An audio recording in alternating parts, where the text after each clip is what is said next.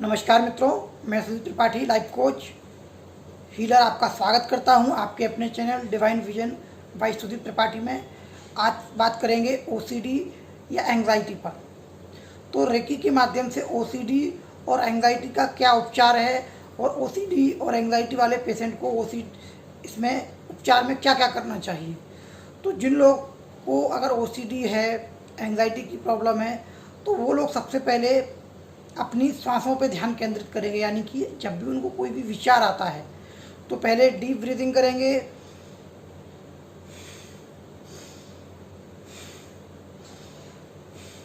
यानी आप अगर श्वास लें तो पेट से लें, ना कि छाती से। हम लोग अधिकांशतः श्वास लेते हैं वो छोटी छोटी श्वास लेते हैं। श्वास आप गौर करेंगे तो यहाँ तक लेंगे, लेकिन जब भी आपको कोई भी नेगेटिव विचार आता है, एंग्जाइटी बढ़ रही है, ओसीडी की प्रॉब्लम हो रही है, तो आप अपनी पहले श्वास पे ध्यान केंद्रित करेंगे। श्वास को गहरी लेना शुरू करेंगे। जब भी आपको याद आए दिन में खाली समय में, या जब भी आपको लगे कि कोई विचार आपको परेशान कर रहा है, तो आप कम से कम 10 या 20 बार गहरी श्वास लेने के बाद उसको छोड़िए। इससे क्या होगा कि आपका मन शांत होगा, क्योंकि आपका मन और आपकी श्वासें जुड़ी हुई हैं। अगर आप गुस्से में होते हैं तो आपकी श्वास जल्दी जल्दी चलती है। अगर आप काफ़ी प्रसन्न हैं तो आपकी श्वास गहरी गहरी चलेगी। तो हम लोग पहले मन को कंट्रोल तो नहीं कर सकते, हम अपनी श्वासों को परिवर्तित कर देते हैं। जब आपकी श्वास परिवर्तित होगी तो आपका मन पर भी उसका इफेक्ट होगा, तो मन भी पॉजिटिव हो जाता है।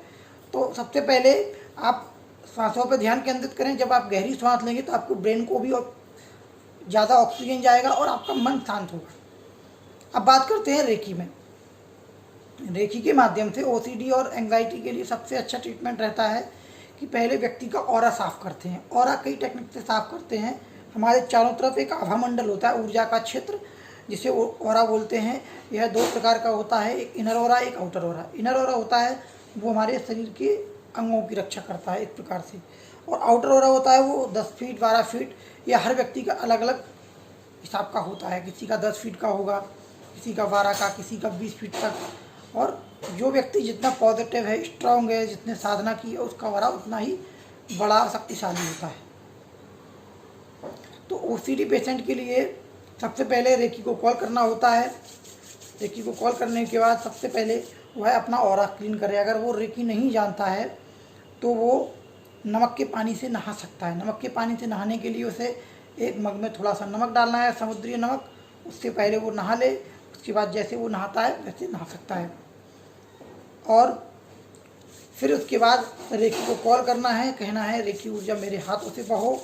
फिर उसके बाद उसको 7 चक्रों पे हीलिंग देनी है। 7 चक्रों पे, जैसे कि क्राउन चक्रा को ऐसे हीलिंग देंगे रेकी को कॉल करते हुए। उसके बाद आज्ञा चक्र को भी देंगे, और उसके बाद दोनों कनपटियों को भी देंगे यहाँ पर, क्योंकि ब्रेन को पूरा बैलेंस करना है इसको।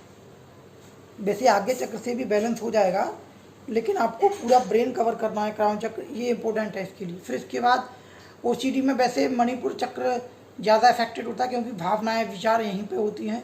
तो मणिपुर चक्र को दे सकते हैं। मणिपुर हमारे नाभि से लगभग थोड़ा ऊपर स्थित होता है, तो वहाँ पे हाथ रख सकते हैं। हृदय पे भी रख सकते हैं हाथ, हृदय चक्र को भी हीलिंग दे सकते हैं इसमें।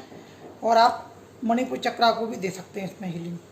तो इन 3 चक्र, ये सभी चक्रों। उसके बाद आप स्वादिष्ठान चक्र को भी दे सकते हैं, मूलाधार को भी दे सकते हैं। आप चाहें तो 7 चक्रों को भी दे सकते हैं। 7 चक्रों को हीलिंग देने से आपके अंदर जो कंप्लीट नेगेटिविटी है वो बाहर निकल जाती है। तो हीलिंग के माध्यम से आप ओसीडी, एंग्जाइटी या डिप्रेशन या और भी जो कोई दिक्कत रहती हैं, कोई फोबिया है, तो उसको भी आप निकाल सकते हैं। लेकिन इसमें थोड़ा समय लगता है।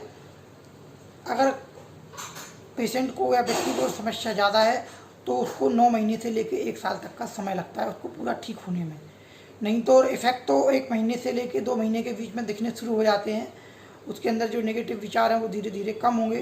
तो आप हीलिंग के माध्यम से अपने आप को ठीक कर सकते हैं। अगर आपको कोई भी रोग है और आपको लगता है कि उसका समाधान नहीं मिल रहा है, तो आप हीलिंग के क्षेत्र में आइए, हीलिंग सीखिए, या आप हीलिंग करवा भी सकते हैं। तो उससे आप अपनी उस बीमारी से मुक्त हो सकते हैं। और हीलिंग में कोई भी साइड इफ़ेक्ट नहीं होता है। अगर आप हीलिंग से जुड़ते हैं तो आप अपनी लाइफ की अधिकांश समस्याओं को हल कर सकते हैं। चाहे आपके जीवन में आर्थिक समस्या हो, पारिवारिक हो, मानसिक हो, कोई रोग हो, या कोई भी समस्या हो, नेगेटिविटी है कोई, तो वह सभी समस्याओं को आप हीलिंग के माध्यम से हल कर सकते हैं। आइए आप लोग जुड़िए। धन्यवाद। नमस्कार मित्रों, मैं Sudhir Tripathi, life coach healer, आपका स्वागत करता हूं आपके अपने channel divine vision bye Sudhir Tripathi में। आज बात करेंगे ओसीडी या एंग्जाइटी पर। तो रेकी के माध्यम से ओसीडी और एंग्जाइटी का क्या उपचार है, और ओसीडी और एंग्जाइटी वाले पेशेंट को इसमें उपचार में क्या क्या करना चाहिए। तो जिन लोग को अगर ओसीडी है, एंग्जाइटी की प्रॉब्लम है, तो वो लोग सबसे पहले अपनी सांसों पे ध्यान केंद्रित करेंगे। यानी कि जब भी उनको कोई भी विचार आता है तो पहले डीप ब्रीदिंग करेंगे,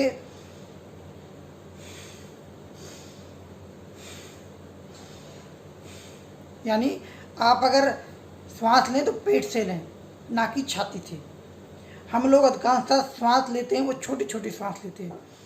श्वास आप गौर करेंगे तो यहाँ तक लेंगे, लेकिन जब भी आपको कोई भी नेगेटिव विचार आता है, एंग्जाइटी बढ़ रही है, ओसीडी की प्रॉब्लम हो रही है, तो आप अपनी पहले श्वास पर ध्यान केंद्रित करेंगे, श्वास को गहरी लेना शुरू करेंगे। जब भी आपको याद आए दिन में, खाली समय में, या जब भी आपको लगे कि कोई विचार आपको परेशान कर रहा है, तो आप कम से कम 10 या 20 बार गहरी श्वास लेने के बाद उसको छोड़िए। इससे क्या होगा कि आपका मन शांत होगा, क्योंकि आपका मन और आपकी सांसें जुड़ी हुई हैं। अगर आप गुस्से में होते हैं तो आपकी सांस जल्दी जल्दी चलती है, अगर आप काफ़ी प्रसन्न हैं तो आपकी सांस गहरी गहरी चलेगी। तो हम लोग पहले मन को कंट्रोल तो नहीं कर सकते, हम अपनी सांसों को परिवर्तित कर देते हैं। जब आपकी सांस परिवर्तित होगी तो आपका मन पर भी उसका इफेक्ट होगा, तो मन भी पॉजिटिव हो जाता है। तो सबसे पहले आप सांसों पर ध्यान केंद्रित करें। जब आप गहरी सांस लेंगे तो आपको ब्रेन को भी ज़्यादा ऑक्सीजन जाएगा और आपका मन शांत होगा। अब बात करते हैं रेकी में। रेकी के माध्यम से ओसीडी और एंग्जाइटी के लिए सबसे अच्छा ट्रीटमेंट रहता है कि पहले व्यक्ति का ऑरा साफ करते हैं। ऑरा कई टेक्निक से साफ करते हैं। हमारे चारों तरफ एक आभा मंडल होता है, ऊर्जा का क्षेत्र, जिसे ऑरा बोलते हैं।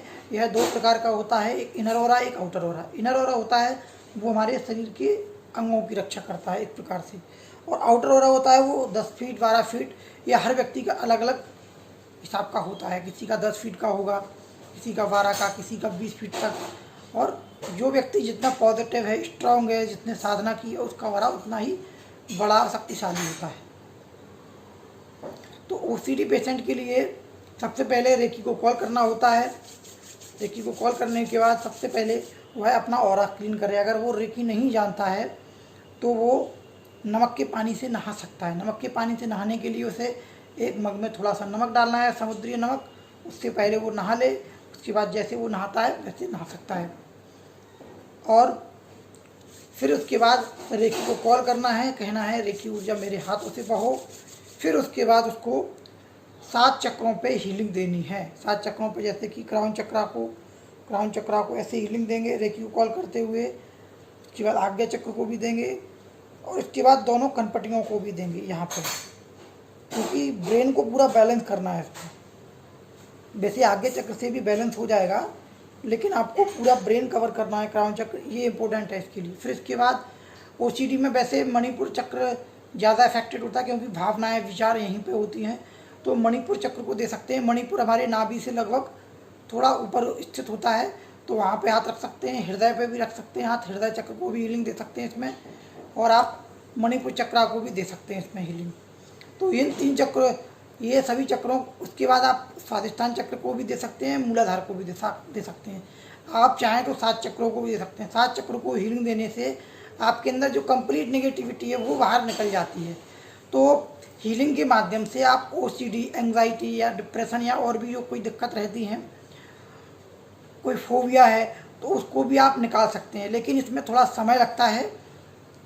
अगर पेशेंट को या व्यक्ति को समस्या ज़्यादा है तो उसको 9 महीने से लेकर 1 साल तक का समय लगता है उसको पूरा ठीक होने में। नहीं तो इफ़ेक्ट तो 1 महीने से लेकर 2 महीने के बीच में दिखने शुरू हो जाते हैं।